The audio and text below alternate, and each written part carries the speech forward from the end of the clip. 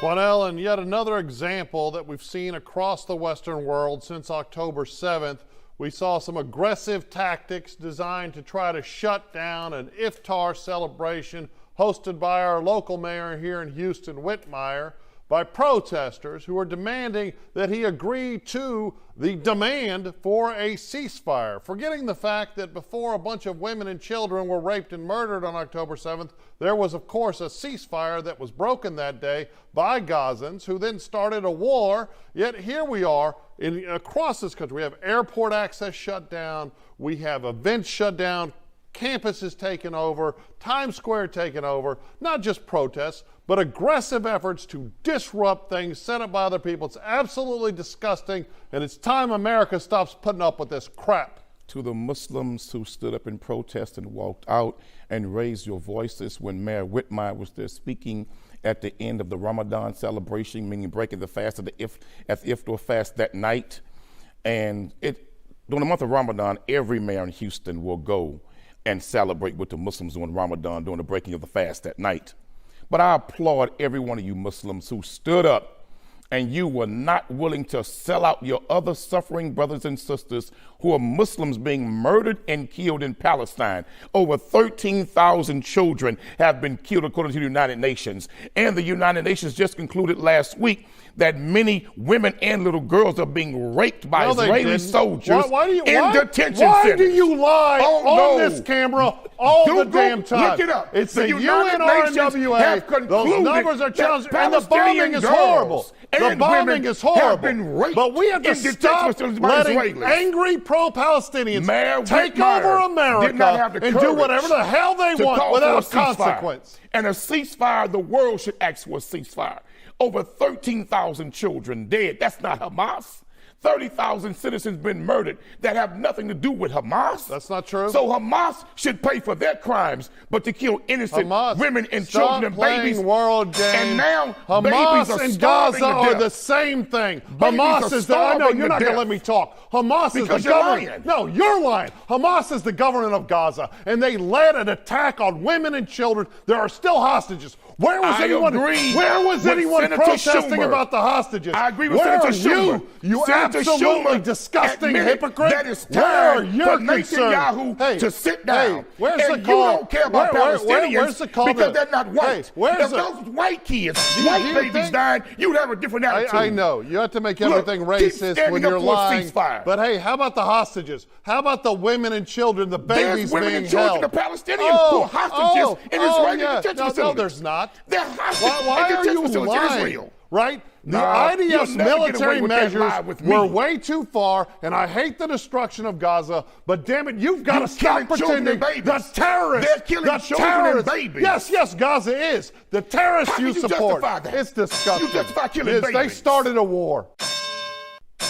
You know, Quanell, a couple of years ago, I canceled my long-standing subscription to the Houston Chronicle. It was surprisingly difficult to cancel. I think that's by design because of what I felt like was some incredibly false reporting about one of my clients, and I was disgusted by it. I have been disgusted in the last year, a couple of years, by the Chronicle at several turns, their coverage of the Lena Hidalgo scandal, their attempt to take down the Crime Stoppers. I ended up having on my radio program, I had one of the main journalists from the Chronicle on there. He's no longer with them. And his positions on Crime Stoppers just melted away from just a little bit of scrutiny.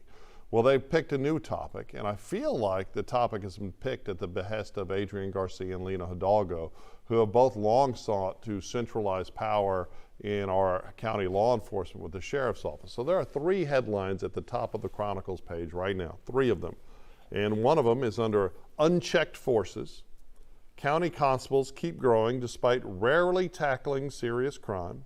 The next one, how unchecked police agencies became a political powerhouse in Harris County. And the third one, these are the top three at this moment headlines. What does a constable do in Harris County? And every article is designed to minimize the efficacy and the importance of our constable patrols in a disgustingly duplicitous manner.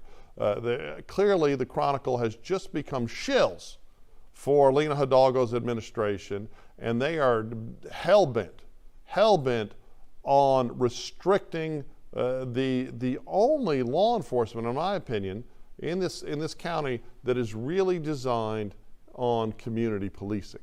They do give a little bit of lip service about the delayed response times from HPD, but the truth is, HPD and the Sheriff's Department were filled with wonderful police officers who would, I believe, would love to do their jobs, but they're not being allowed to do their jobs by these entrenched administrations that are only worried about gaming crime statistics to falsely make this city look safer as crime spirals out of control, and just ignore stuff, just not respond. And the fact is that victim crime in the United States and in Harris County is almost all racially and socioeconomically homogenous. Charles, you know why and this is they're happening? literally going to abandon poor people of color to more damn crime. You know why this is happening, Charles? Because we're Power. the fourth largest city in America with one daily newspaper. Right. Used to be the Houston Post, remember that? Right. In the Chronicle, there was competition there. There was a balancing And the act. Houston Press. There was a weekly, there was a right. balancing act there. Those papers are gone now. The Houston Chronicle has become more of a hit piece newspaper. And the same way went after Kim Og, just completely decided to go after her and destroy her. The same way they try to pump up Lena Hidalgo and others in the county's administration Or minimize who've her been corruption. who've been charged Right. with corruption. It seems as though, to me, in my opinion, the paper hates any type of conservative opinions, conservative thinking. And if you don't fall in love with, if you don't fall in line with the liberal agenda of the Chronicle, then they will come after you to destroy your name, your character, and your future in this city. Well, see, I think it's far more nefarious than just coming, because they have endorsed some Republican candidates, but I think they've only done so when there's no Out opportunity. of the con game, and I exactly. believe, if I remember correct, I think they endorsed Lena Hidalgo's opponent in this last election, but it seems like that if you threaten a very progressive anti-police restorative justice narratives, right, which are very popular with the far left, because I don't consider myself on the right or the left. In the middle. I think that they cannibalize any of those narratives that threaten this discourse, and it feels, and I hate to be an alarmist, it feels like neo-Marxist propaganda. Yes. It feels like they have become an appendage of the state, at least the portions of the state that they agree with. Exactly. Because their takedown of Crime Stoppers it felt as if it had no, or attempted takedown, had no basis in reality. And I have criticisms of the constable's office. The fact that the patrol officers don't have civil service, I think is a horrible thing. I think that we need... When you say civil service, what do you mean by that? Civil service protection. Because I know they serve civil subpoenas. Right, no. I mean, civil service was designed initially federally to prevent low-level federal employees from being fired every time you got a new president, right? Then it spread across these United States. And it's designed so if you get a new sheriff, he can't fire everybody, right? He can only replace the upper echelon administrative staff that are not protected by civil, but their jobs are protected. It's just those appointments aren't. So constables, they're just at-will employees, whereas most law enforcement is protected by civil service. So why don't they increase the power of constables? Because you said that you think that they're really about community policing. Well, then why don't they increase the powers, period, of constables and allow them to help be assets in fighting crime? Well, more than traffic cops, more than just serving subpoenas and citations, etc. Really allow them to engage in crime. Now, Well, one they time do, it did happen. actually. You remember Victor Trevino? Yes. He had a strong constable department that was really engaging with crime. And a lot of at one corruption. time. Well, of course, but they really engaged with crime. Right. You don't see anybody doing it anymore. Well, now, no, hold actually, on.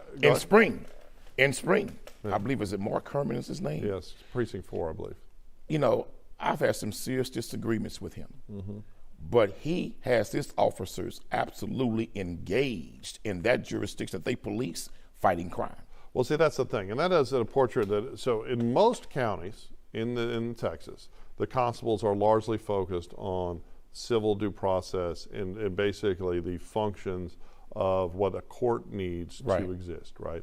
In Harris County, years ago, I think in the 50s, because of discord between the commissioner's court and the elected sheriff, they funded and empowered constables to have their own patrol divisions.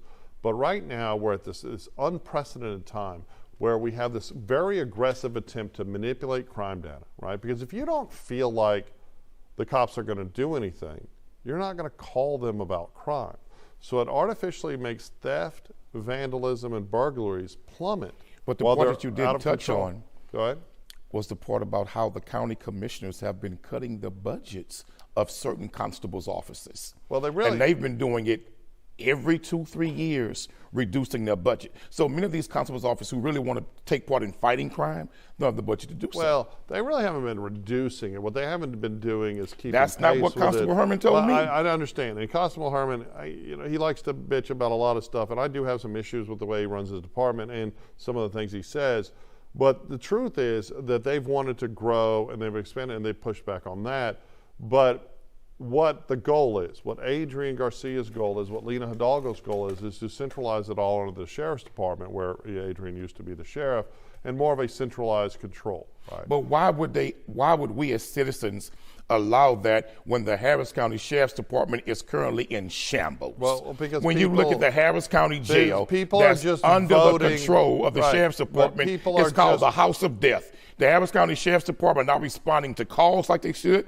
They're not fighting crime in the county like they should. Well, they complain about their understaffed. So now you're going to put them all under a house that's already broken? Well, if you remember, Lena Hidalgo, when she first took office, she made the argument that the neighborhood patrols of the constables were racist and were somehow classist, right? Because they are subsidized by neighborhoods to have an increased Well, let me tell you why I can disagree with that. Well, I absolutely I grew up in Precinct 7, okay? Sunnyside community. Right. Our constable was always black in my lifetime. You understand? Then Victor Trevino and those others in Hispanic communities, they were Latino men and women who were the constables. Lena was just lying. So I don't understand how the hell they're going to be racist when they're being led by brown and black people. Lena likes to tie every as you do. Likes to tie everything to race. And see, there you go. Likes You're all in the Kool-Aid and you don't know the likes flavor. To tie That's everything to race instead of talking about the real issues. And the thing is, the constables, because they're elected based on precinct, they're far more responsive to the concerns, right? And I don't want to criticize the rank and file members of the Sheriff's Department because they're out there doing real work. But the problem is when your administration, both Finner's administration and the Sheriff's administration, when they are designed to encourage people to be non-responsive, to encourage officers to be non-responsive, when we have these incredible delayed or not even show up. I don't know how many people I know that have waited for hours for HPD and called me and said, if what you're saying is true, and I'm not saying it's not, within 5 years, if we maintain that same course of policing, that style, that methodology. Out of control. Houston's underwater in crime, just like San Francisco, just like Oakland. We're going to become a third world city in a first world state, in a first world country. And I know that might sound like alarmism, but we've seen it. We've seen this happen across this country where law enforcement, for varying reasons, we have a lot of police officers now who say, oh, well, they don't like us anymore, so I'm not going to do my damn job. Bullcrap, you took an oath, do your damn job, right? But on the flip side, we have had this restorative justice, defund the police, abolish prisons nonsense. No, that is defund bad police departments. No, but that's what defund corrupt police departments. But no one's having that conversation. Not abolish prisons, but make people have said that. But make prisons real institutions of rehabilitation for criminals. Disagree. Because we got too many guys going into prison who have no skills, no trades. They don't get a GED. They had no high school diploma when they went in. They don't get drug and chemical counseling treatment. I absolutely agree. So drug addict going to prison with no treatment, no therapy, and when they come right back to the very thing to put them in prison. No. So we need real rehabilitation programs in prison, not abolish prisons. First of all, we need to stop putting drug addicts in prison just for being drug addicts. That's insane. Well, some drug addicts, they're not going to prison. I know, they committed a crime. No, I get you. That was different. You commit a crime while you're on drugs, pay the damn price. But I agree, prisons should be safe from rape. They should be safe from violence. You shouldn't have to join a racialized gang just to survive in prison. I don't think they can stop that, Charles. Yeah, well, the only way to stop it is by spending more money. Do you realize that and having every prison in America, every prison, the prisoners choose to racially segregate themselves. Oh, no, it's crazy. And even when the prison administration tries to integrate them, it don't go like that. So unfortunately, Charles, you may not realize this. No, go to a diverse high school.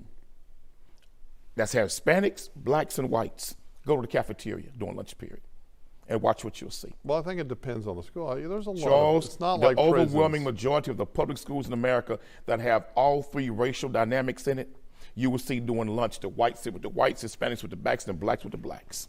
Well, I think in prison it's controlled by violence. I think high school is a little different, but it is. I mean, people do tend to want to be around people that they think they're going to agree, that they can identify with, culturally identify with. But it's sad that as a people we're so simplistic that we think skin color defines it. But in prisons, because obviously I've dealt with the issue a lot on every angle of my decades in the criminal justice system, that people are forced, that they're told when they get to prison, hey, you know, a white guy's told, hey, if I see you eating with the blacks, they don't have an option. They're gonna we're You're gonna pay the get price. you. And the Latinos will say, well, you can eat with the whites, but you can't eat with the blacks. The blacks will say, you better not be eating with the Latinos, or there's consequences. And you know, yes, we need better. And then safer, what they tell them is, if you refuse to go along with the internal policy that we as prisons have generated, then we will give you over to them. And they will do that. Right. And they become sexual victims. Right, which is horrible, and we should stop. But I'm far more concerned with public safety for law-abiding citizens.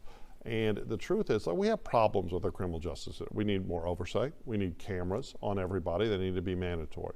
We need more independent review. We need to not allow entities to keep citation revenue so we don't incentivize the regressive tax that is ticket writing. And we need to move the war on drugs away from users towards. But if we really want to attack crime, Charles, we got to start at the elementary school level. Because one, if you can teach those children adequately and thoroughly and get a good education, man, they have a less chance of going into the penal that's the whole restorative justice narrative, and I'm not against that. And Charles, but right now we need to attack crime by attacking crime, I agree by with you, attacking criminals. But Charles, click, and that's what the constables do. At the same time, Charles, we have to make it mandatory that if you go to jail for a drug charge, that you submit to drug testing and drug therapy and counseling. Well, we shouldn't have people going to jail for drug charges unless they're narco terrorists dealing it violently. But Charles, you know, when they you have a usable amount, committing other crimes. Right. Well, but that's the thing. If you have a usable amount of drugs, like a personal use not amount, the petty little drug you shouldn't be going to but the one that's breaking into people's cars and homes. Well, that's different. Those are drugs. Those are criminals. Those are not just addicts. Those are criminals. At the same and you know time, what? Charles, we need to start locking criminals up. We don't want to put any real money into drug rehabilitation. But here's the thing. How are we going to look? Here's the thing. Small theft, small vandalism turns into burglary and robbery, right? Burglary and robbery turns into murder, right? But if you ignore it, like we're doing, we're ignoring vandalism, we're ignoring low-level burglaries, we're ignoring. But you're saying theft. Don't punish a drug user. Well, is that not ignoring it also? No. I don't want to punish drug users for merely possessing drugs, and I'm not saying not hospitalize them or institutionalize them. I don't want to make them So if you catch somebody felons. with a gram of cocaine, they should not be a felon. I think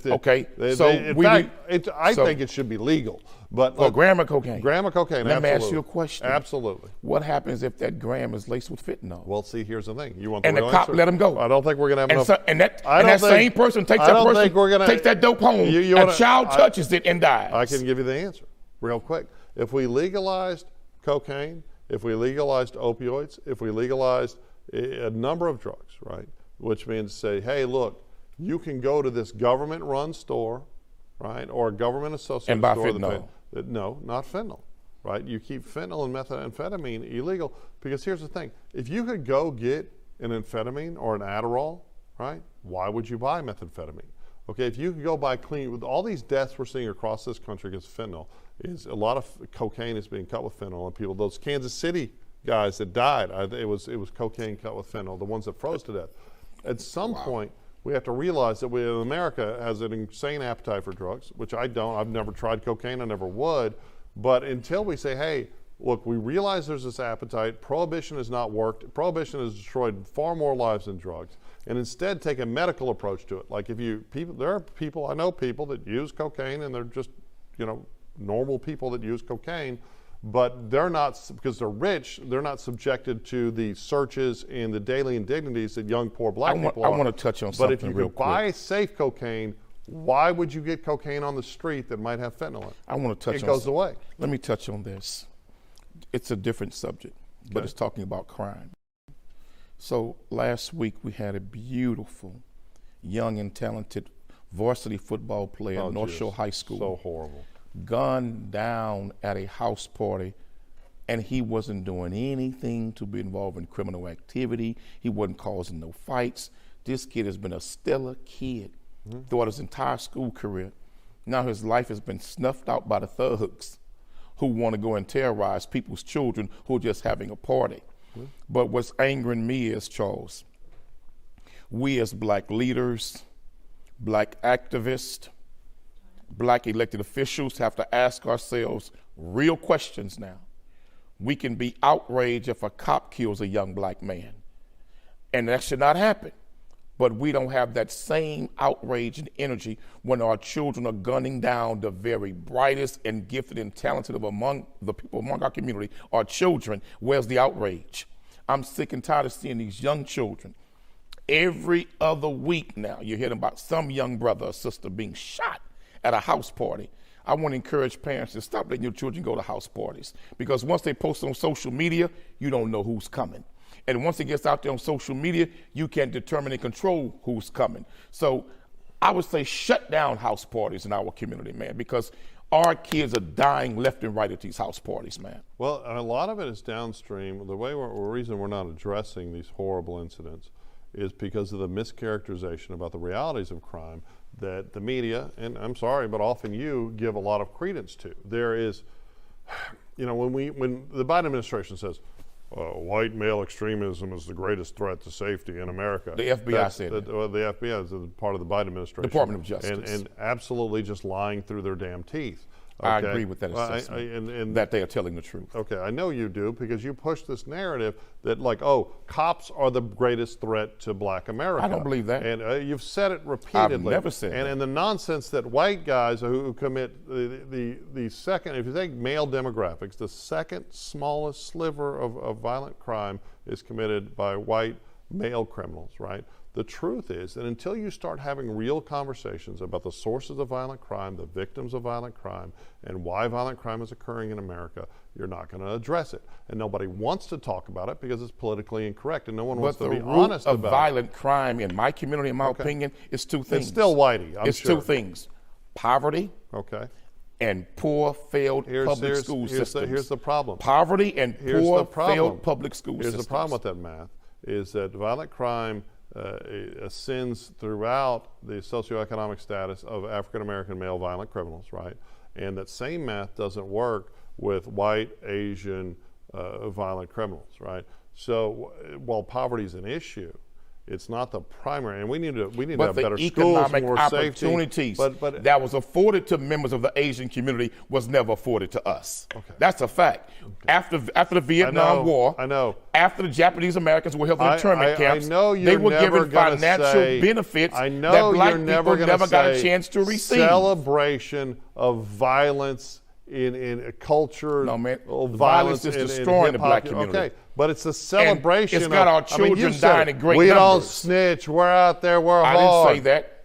I never said that. In fact, I've always said this. Do your research. I said the no snitch policy was a policy instituted among gangsters who live by a certain rule. That's their thing. But there's no such thing as a no snitch policy when you're killing innocent civilians, women, children, elderly people. That policy should not exist in the black community, because if we allow it to exist, it creates a safe haven for criminals to hide. Okay, but think about, and obviously this is not at all limited to the black community. You have the white community celebration of gangster culture. You have Latino communities. What gangster culture? Oh, well, you have wannabe gangsters. And I mean, come on. White kids won't be black. Probably. White kids won't act black. But then, see, you hit the issue. That ain't true? But you hit the issue, the nail on the head, right? When you say that wanting to be a gangster or violent is wanting to be black, that's that horrible false equivalence that is cultural, and that racists use to condemn black people generally, right? And even if you accept the fact that black males represent a very small portion of the American melting pot, but a huge portion of the murderers, right? It's still only 2% of black males. So you have 98% of black males, right? It's a little bit less. It's like 98.2% of black males who've never committed a murder, right? Who are being condemned wrongfully by white racists. Hold on, let me finish. By white racists who want to mislabel all black America, but also you have so many members of black America who celebrate this murdering and this gangsterism and this nonsense. And a lot of them don't Now, get that these rappers that rap about the crap, they don't mean it. They're just BSing. So let me ask you a question. Many of these rappers in the hip hop community has done more self-destructive mindsets and culture in our community like never seen before. Well, but you know what? And positive rappers don't sell. But let me say this, because the corporate giants in the music industry let them know we don't want the positive. No, that's not true. Oh, that's no, not true. hold on. No, Ice Cube spoke about it. I have all problems with that. I think the record industry is evil. Public Enemy spoke about it. KRS-One spoke about it. Even Kanye West spoke about it. You remember when Kanye West made the song Jesus Walks, I believe it was? Yeah. He said that there was members of the Jewish community, well, Kanye of the record label that he owned, that told him that you cannot make a song like that, and did not really want to put it out. But why is it Kanye's the same executives? Anti-Semite. Okay, but Charles, why is it these same executives don't have a problem promoting and distributing that absolute filth and bullshit that these rappers are pushing? You want me to tell you why? Because it sells. If you'll remember, but that's unacceptable. I don't disagree, but you'll remember in the late 80s and 90s, it's like political discourse. It's like what we do, right? If, right, you are willing to come out here with a red MAGA hat on, right, and I was willing to come out here and be super far left, crazy white Democrat, right, like crazy white liberal, and you were willing to be crazy black Republican, man, we'd be all over the place. We'd be making tens of millions of dollars, right? But you have to sacrifice what you're saying is true. Integrity and honesty. And I'm not willing to do it because I'm already rich. I know you do well. True. Unlike most people, we don't need the money. But that's what America is. People want money, right? People are driven by greed and they're willing to lie to people. So you have so many people in the rap community, right? That at every level. That's the lying. The Straight music, lying. Right, the music industry all the way down, that are just saying what they have to say to sell, you know, the downloads now, or of using drugs like it in hip hop. Oh, think about it, and that's true. Sexual a lot exploitation and the generation of the value of a woman in hip hop. How much incredible talent we have lost just here in Houston through rap beefs. Through not in the rap beefs, but through lean and other abuses, and that's why that was heavily promoted in the rap community. When I talk about legalizing drugs, I want safer drugs, but I also want to take all those tax dollars and use them to help fund, you know, institutionalized drug treatment programs that people could be locked down if they could be established to need it. There's all these innovative solutions that we're not doing anything in America. We're just watching it go down into a pit, and the Chronicle is applauding it by saying, let's do away with the constables. Charles, I don't see the bright light at the end of the tunnel. Neither do I. Country. I think it's over. We are on the great descent, the great decline. The unraveling of a great nation. If I didn't like doing TV so much, I'd be living in some ski resort in Utah with complete public safety. No foreign enemy will have to do it. We're going to do it to ourselves. No, we're doing it to ourselves every damn day. All right. How long was that? I think that was a bit long. See, now my throat hurts. So like to do that and then to do I couldn't do that and then do constables. That's the problem. What? I couldn't do all this and then go do